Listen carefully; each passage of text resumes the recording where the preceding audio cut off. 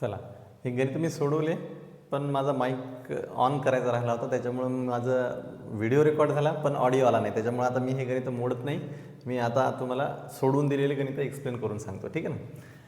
तर सराव संच 1.3 मधले गणित जे आहेत ते आपल्याला समरूपता त्रिकोणाच्या दोन त्रिकोणाच्या समरूपतेवरचे गणित आहेत. यामध्ये काय असणार आहे, तर दोन त्रिकोण समरूप आहेत का ओळखा पहिल्यांदा. मग दोन त्रिकोण समरूप आहेत का हे कसं ओळखायचं आपण, तर ते दोन त्रिकोण कोण्या कसोटीत बसतात का ते पाहायचं. कसोट्या कोणत्या असतात, तर दोन त्रिकोणातल्या संगत दोन कोण एकरूप असतील तर को कसोटीनुसार ते दोन त्रिकोण समरूप असतील. जर दोन त्रिकोणातले संगत तीन कोण तिन्ही कोणाच्या जोड्या जर का संगत एकरूप असतील तर ते दोन त्रिकोण को कसोटीनुसार एकरूप असतात.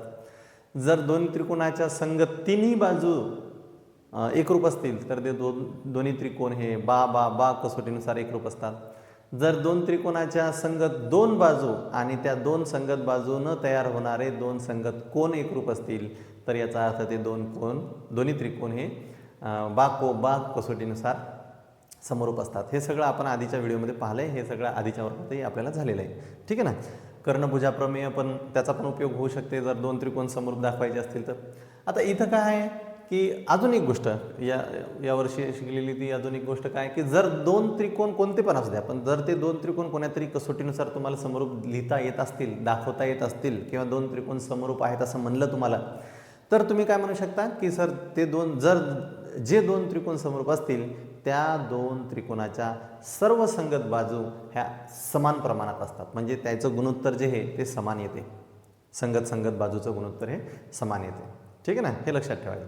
याला उलटं पण करता येते आपल्याला. जर का एखाद्या जागेवर तुम्हाला असं दिलं असेल की या दोन त्रिकोणाच्या सर्व संगत बाजूचं गुणोत्तर हे समान प्रमाणात येते, तर मग तुम्हाला त्याचं उलटं म्हणता येते की म्हणजे याचा अर्थ सर मग ते जे दोन त्रिकोण आहेत ते दोन त्रिकोण मग समरूप आहेत.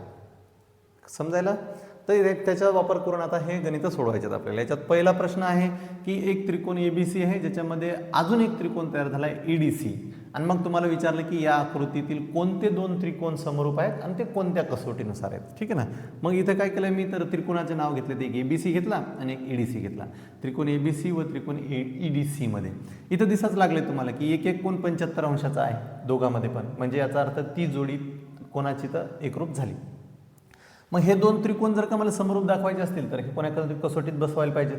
मग त्याच्यापैकी एका कोणाची जोडीत आता मी आली एकरूप, मग अजून एक कोणाची जर का जोडी मी एकरूप शोधली तर माझे ते दोन्ही त्रिकोण समरूप होतात को कसोटीनुसार. मग मी इथं तेच केलंय, जे 75 अंशाचे कोण दिले होते आधी मी त्यांना लिहून घेतलं, ठीक आहे. आता मी दुसऱ्या आकृतीत शोधतो.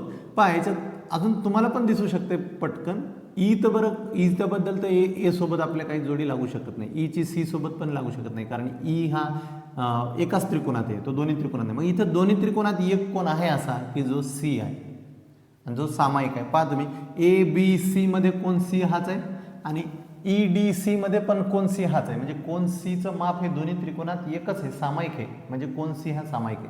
मग मी त्याचं नाव लिहिलं इथं. कोण BCA हा ABC मधला घेतला आणि कोण DCE हा कोण त्रिकोण EDC मधला घेतला. याचं कारण काय लिहिलं, हे एकरूप असण्याचं सामायिक कोण.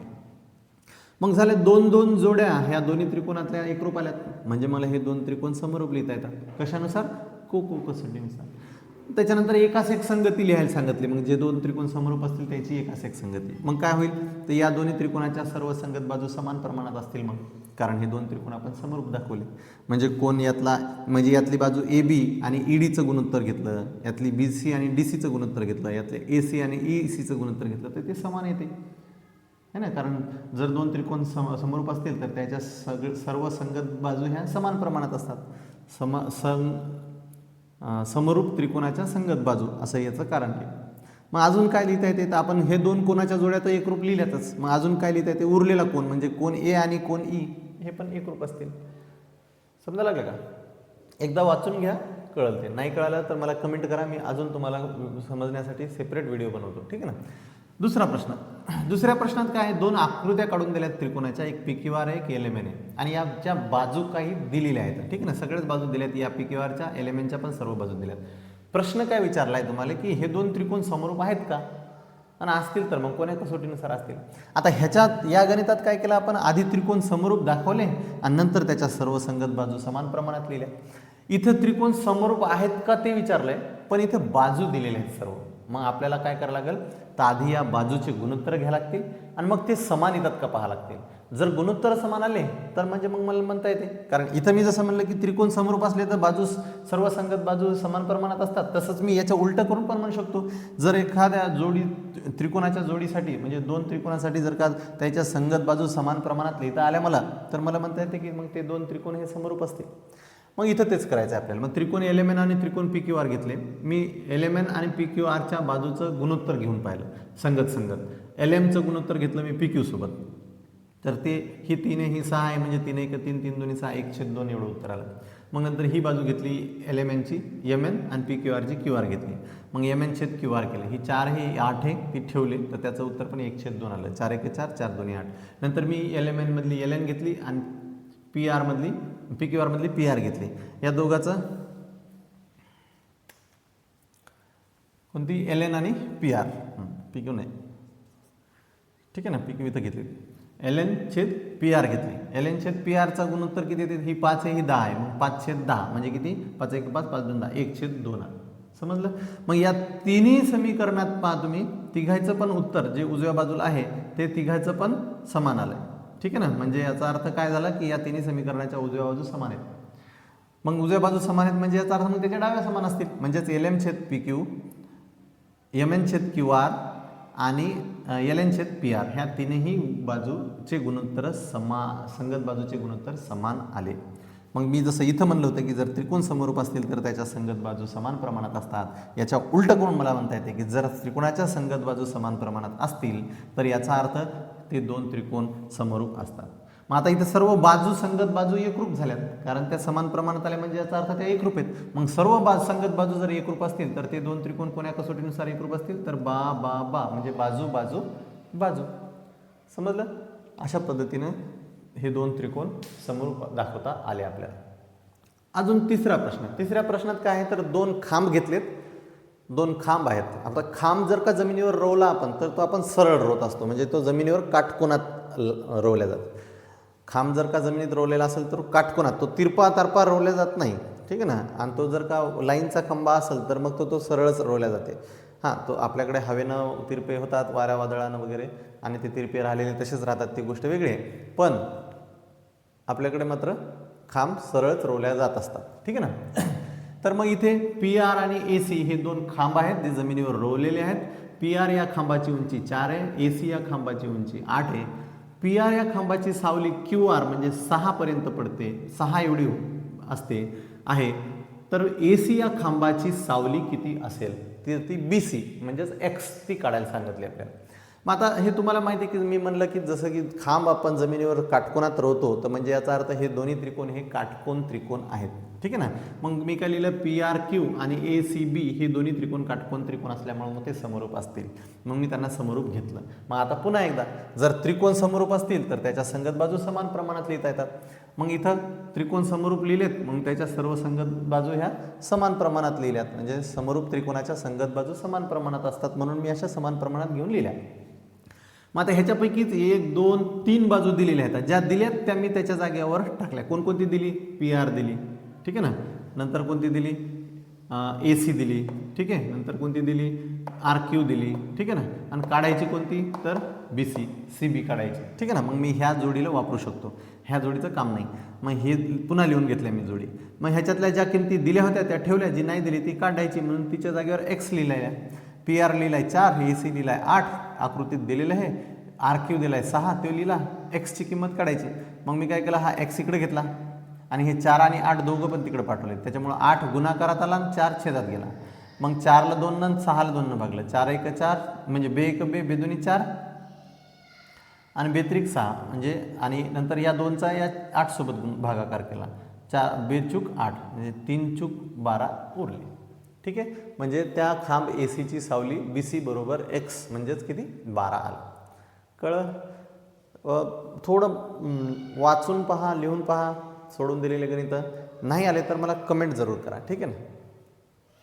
चला आता प्रश्न क्रमांक 4 पाहू.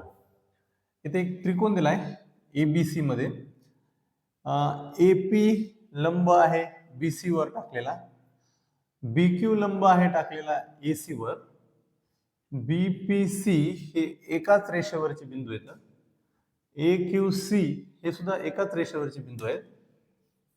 तर तुम्हाला दोन गोष्टी सिद्ध करायला सांगितल्यात किंवा दोन गोष्टी काढायला सांगितल्यात. एक म्हणजे सिद्ध करा म्हणलंय की त्रिकोण CPA म्हणजे हा त्रिकोण CPA आणि त्रिकोण CQB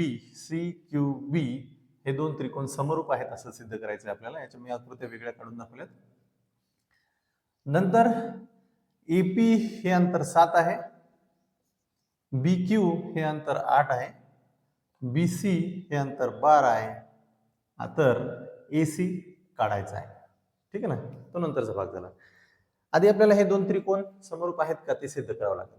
तुम्हाला माहिती आहे की जर दोन त्रिकोण समरूप असतील तर त्याच्या संगत बाजू समान प्रमाणात लिहिता येतात आणि मग त्या प्रमाणापैकीच ह्या काही किमती दिलेल्या येतात, ज्या किमती त्या प्रमाणाच्या सूत्रात ठेवल्यानंतर, समान प्रमाणाच्या सूत्रात ठेवल्यानंतर तुम्हाला त्याची किंमत AC ची येऊ शकते, काढता येऊ शकते. मग आधी आपल्याला हे त्रिकोण समरूप आहेत हे सिद्ध करावं लागेल. आता इथे मी आकृत्या काढून दिल्या तुम्हाला, त्याच्यावरून ते सिद्ध करता येईल.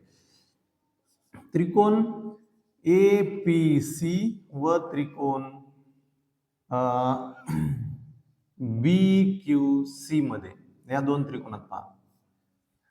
आता या दोन त्रिकोणात असं काय काय दिसते तुम्हाला ज्याच्यामुळे हे दोन त्रिकोण समरूप आहेत असं म्हणता येईल आपल्याला.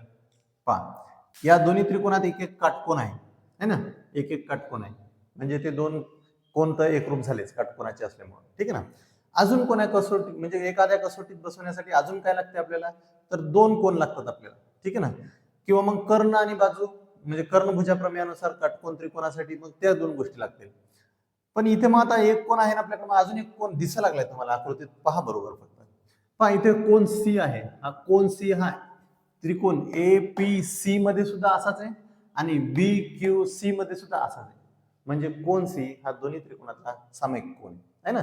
मग दोन कोणाच्या जोड्या एकरूप झाल्यात आपल्याकडे, एक काटकोनावाला कोण आणि एक सामायिकवाला कोण.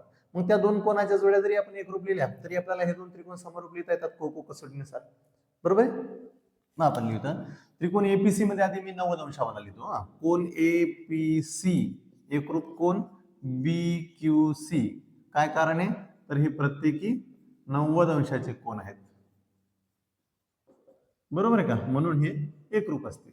बरं, दुसरं कोण PCA एकरूप कोण QCB आहे ना. PCA आणि QCB हे दोन्ही कोण सामायिक कोण आहेत, म्हणजे कोण C. बरोबर ना, सामायिक कोण. ठीक आहे. मग आता दोन कोणाच्या जोड्या एकरूप आल्यात, त्याच्यामुळे मला असं म्हणता येते की त्रिकोण APC समरूप त्रिकोण BQC हा भाग झाला आपला सिद्ध. समजलं. आता हे जर का त्रिकोण समरूप असतील तर याचाच उपयोग करायचा आणि याच्या सगळ्या बाजू ज्या आहेत त्या समान प्रमाणात लिहिता येतात आपल्याला. म्हणजे मला लिहिता येईल यातली AP तर यातली छेद BQ लिहिता येते. याचं प्रमाण हे या दोघांच्या याच्या प्रमाणा एवढं येते, म्हणजे PC छेद QC ते या दोघांच्या याच्या एवढं येते है ना, म्हणजेच छेद AC छेद BC. याचं कारण काय, समरूप त्रिकोणाच्या संगत बाजू. हे आपल्याला माहिती आहे की जर त्रिकोण समरूप असतील तर समरूप त्रिकोणाच्या संगत बाजू समान प्रमाणात असतात. मग आता याच्यापैकीच आपल्याला काही बाजू दिलेल्या आहेत आणि एक काढायची असेल. पहा आता कोणकोणत्या दिली. AP BQ BC. AP दिलाय, BQ दिलाय आणि BC दिलाय आणि आपल्याला काढायचा आहे AC. ठीक आहे ना. मग आपण या जोडीचा उपयोग करू शकतो. याला मी सेपरेट लिहितो. AP छेद BQ बरोबर AC छेद BC. ठीक आहे ना, मी या जोडीचा उपयोग केला. आता इथे किमती ठेवा की झालं. मग APच्या जागेवर किती ठेवता येते किंमत, तर 7. BQच्या जागेवर किती ठेवता येते, तर 8. AC तर आपल्याला काढायचा आहे आणि BC आपल्याला दिलेला आहे 12. बस हा 12 इकडे ट्रान्सफर केला, पाठवला की आपल्याला AC एका बाजूला उरते आणि मग दुसऱ्या बाजूला 12 गुणाकारात आले आणि 7/8. बस याचा भाग द्या. 4 1 4 4 2 8 आणि हे 4 3 12. म्हणजे AC बरोबर किती झाले, 7 3 21/2 21ला जर का 2 न भागलं तर किती येणार आहे 10.5 झालं उत्तर. कळलं?